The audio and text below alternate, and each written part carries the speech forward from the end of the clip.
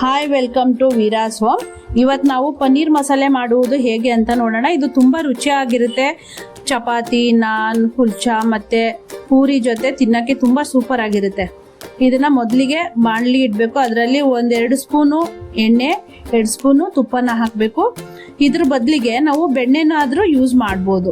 ಅದನ್ನು ಯಾವುದಿರುತ್ತೋ ಅದನ್ನು ನಾವು ಹಾಕ್ಬೋದು, ಅಥವಾ ಬರೀ ಎಣ್ಣೆನೂ ಹಾಕ್ಬೋದು, ತರಿ ತುಪ್ಪನೂ ಹಾಕ್ಬೋದು. ನಂತರ ಲೋ ಫ್ಲೇಮಲ್ಲೇ ಇಟ್ಬಿಟ್ಟು 2 ಏಲಕ್ಕಿ, ಲವಂಗ 4 ಮತ್ತು ಅರ್ಧ ಇಂಚು ಚಕ್ಕೆ, ನಂತರ ಒಂದು ದೊಡ್ಡ ಗಾತ್ರದ ಕಟ್ ಮಾಡಿರುವಂಥ ಈರುಳ್ಳಿ ಮತ್ತು 1-2 ಟೊಮೊಟೊ ಕಟ್ ಮಾಡಿರೋದು ಇದಕ್ಕೆ ಹಾಕ್ಬಿಟ್ಟು ಚೆನ್ನಾಗಿ ಫ್ರೈ ಮಾಡಬೇಕು. ಇದು ಮಸಾಲೆ ಮಾಡ್ಕೊಳ್ಳೋಕ್ಕೆ ಹಾಕೋದ್ರಿಂದ ಸ್ವಲ್ಪ ಹಸಿ ವಾಸನೆ ಹೋಗೋವರೆಗೂ ಇದನ್ನು ಚೆನ್ನಾಗಿ ಫ್ರೈ ಮಾಡ್ಕೊಂಡಿರಬೇಕು.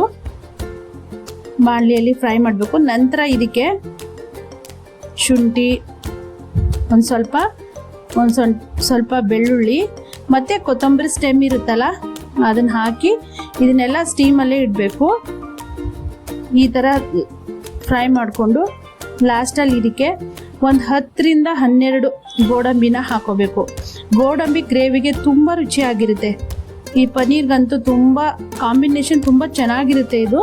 ಇದನ್ನು ಹಾಕ್ಬಿಟ್ಟು ಫ್ರೈ ಮಾಡಿ ಮೇಲೆ ಮುಚ್ಚಳನ ಹಾಕ್ಬಿಟ್ಟು 1-2-3 ನಿಮಿಷನ ಬೇಯಿಸ್ಕೊಳ್ಬೇಕು. ಇದನ್ನು ಬೇಯಿಸಿ ಆರಿಸಿ ನಂತರ ಇದನ್ನು ಮಿಕ್ಸಿ ಜಾರ್ಗೆ ಹಾಕಿಬಿಟ್ಟು ಇದನ್ನು ಪೇಸ್ಟ್ ಮಾಡ್ಕೋಬೇಕು. ಮತ್ತು ಅದೇ ಬಾಣಲಿಯಲ್ಲಿ ಒಂದು ಸ್ವಲ್ಪ ತುಪ್ಪ ಮತ್ತು ಎಣ್ಣೆನ ಹಾಕಿಬಿಟ್ಟು 1 ಸ್ಪೂನ್ ಜೀರಿಗೆ, ಲೋ ಫ್ಲೇಮಲ್ಲೇ ಇರಬೇಕು. 1 ಸ್ಪೂನ್ ಜೀರಿಗೆ, 1 ಪಲಾವ್ ಎಲೆ, 1 ದೊಡ್ಡ ಗಾತ್ರದ ಈರುಳ್ಳಿ ಸಣ್ಣಗೆ ಕಟ್ ಮಾಡ್ಕೊಂಡಿರ್ಬೇಕಿದು. ನಂತರ 2 ಹಸಿಮೆಣಸಿನ್ಕಾಯಿ, ಮೊದಲೇ 2 ಹಸಿಮೆಣಸಿನ್ಕಾಯಿ ಹಾಕಿರ್ತೀವಿ. ಇದಕ್ಕೂ 1-2 ಮೆಣಸಿನ್ಕಾಯಿ ಹಾಕಿದ್ರೆ ಸಾಕು. ನಂತರ ಕಂದು ಬಣ್ಣ ಬರೋವರೆಗೂ ಇದನ್ನು ಫ್ರೈ ಮಾಡಬೇಕು.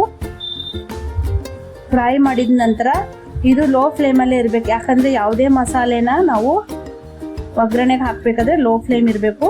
ನಂತರ ಅರ್ಧ ಸ್ಪೂನ್ ಅರಿಶಿನ, 1 ಸ್ಪೂನು ಜೀರಿಗೆ ಪುಡಿ, 1 ಸ್ಪೂನ್ ಗರಂ ಮಸಾಲ, 1 ಸ್ಪೂನ್ ಧನಿಯಾ ಪುಡಿ, 1 ಸ್ಪೂನ್ ರೆಡ್ ಚಿಲ್ಲಿ ಪೌಡರ್.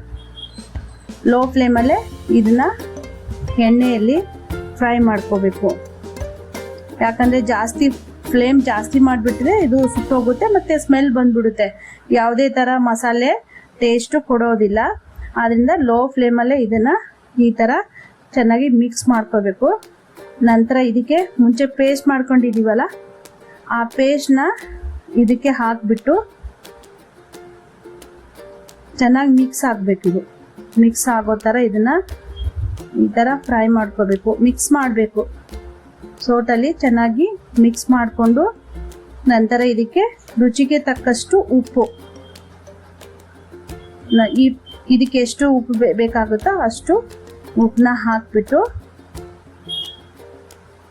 ಮುಚ್ಚಳನ ಹಾಕಿಬಿಟ್ಟು ಇದನ್ನು ಸ್ವಲ್ಪ ಬೇಯಿಸೋಕ್ಕೆ ಬಿಡಬೇಕು.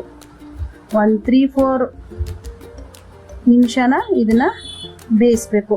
ಬೇಯಿಸಿದಾಗ ಇದು ಪೇಸ್ಟು ಮತ್ತು ಆಯಿಲ್ ಒಂದು ಸೈಡ್ ಸಪ್ರೇಟ್ ಆಗುತ್ತೆ. ನಂತರ ಇದನ್ನು ತೆಗೆದ್ಬಿಟ್ಟು ಸ್ವಲ್ಪ ನೀರು ಹಾಕಿಬಿಡಬೇಕು. ನಮಗೆ ಎಷ್ಟು ಗ್ರೇವಿ ಬೇಕಾಗುತ್ತೋ, ಅಥವಾ ತೆಳು ಬೇಕಾ, ಸ್ವಲ್ಪ ಗಟ್ಟಿ ಬೇಕಾ, ನಮಗೆ ಎಷ್ಟು ಇಷ್ಟ ಆಗುತ್ತೋ ಗ್ರೇವಿ ಹೇಗೆ ಮಾಡ್ಕೋಬೇಕು ಅನ್ಕೋತೀವೋ ನೋಡಿ. ಇಲ್ಲಿ ಈ ಥರ ಇಷ್ಟು ಗ್ರೇವಿ ಆಗೋ ಥರ ನಾವು ನೀರನ್ನ ಹಾಕಬೇಕು.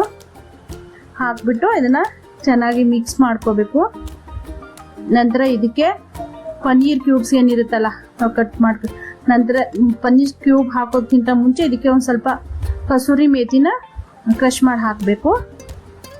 ಪನ್ನೀರ್ ಕ್ಯೂಬ್ನ ಹಾಕಿಬಿಟ್ಟು ಪನ್ನೀರ್ ಜಾಸ್ತಿ ಬೇಯಿಸೋಕ್ಕೆ ಬಿಡಬಾರ್ದು. ಸ್ವಲ್ಪ ಈ ಥರ ಮಿಕ್ಸ್ ಆಗಿ ಅದು ಮಸಾಲೆನ ಅದು ಹೀರ್ಕೋಬೇಕು. ಅಷ್ಟು ಇಟ್ಟರೆ ಸಾಕು. ನಂತರ ಇದಕ್ಕೆ ಮುಚ್ಚಳನ ಹಾಕ್ಬಿಟ್ಟು 1-2-3 ನಿಮಿಷ ಇದನ್ನು ಈ ಥರ ಬೇಯಿಸೋಕ್ಕೆ ಬಿಡಬೇಕು.